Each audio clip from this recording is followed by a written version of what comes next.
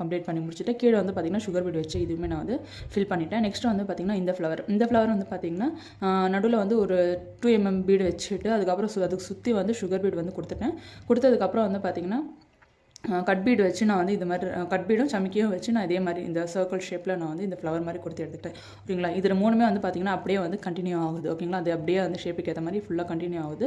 Next வந்து பார்த்திங்கன்னா இந்த புட்டாஸில் வந்து பார்த்திங்கன்னா நடுவில் வந்து சுகர் பீடு, அதுக்கப்புறம் ஒரு பெரிய பீடு சுகர் பீடு வச்சுட்டு அதுக்கப்புறம் வந்து ஒரு கோதுமை பீடு வச்சு அதுக்கப்புறம் பேர்ல் வச்சு நான் வந்து இந்த புட்டாஸ் வந்து கம்ப்ளீட் பண்ணி எடுத்துட்டேன். அதுக்கப்புறம் இந்த புட்டாஸ் வந்து பார்த்திங்கன்னா ஒரு பீடு எடுத்துக்கிட்டு அதை சுற்றி சுகர் பீடு கொடுத்துட்டேன். அதுக்கப்புறம் வந்து கோதுமை பீடு வச்சு இதை நான் வந்து கம்ப்ளீட் பண்ணி எடுத்துட்டேன். ஓகேங்களா, நெக்ஸ்ட் வந்து பார்த்திங்கன்னா இதே தான் வந்து இது ஃபுல்லாக இந்த பேக் ஃபுல்லாக இது வந்து கண்டினியூ ஆகுது. நெட்டில் மட்டும்தான் வந்து பார்த்திங்கன்னா இது 2 டைப்ஸ் ஆஃப் புட்டாஸ் நான் வந்து இம்ப்ளிமெண்ட் பண்ணியிருக்கேன்.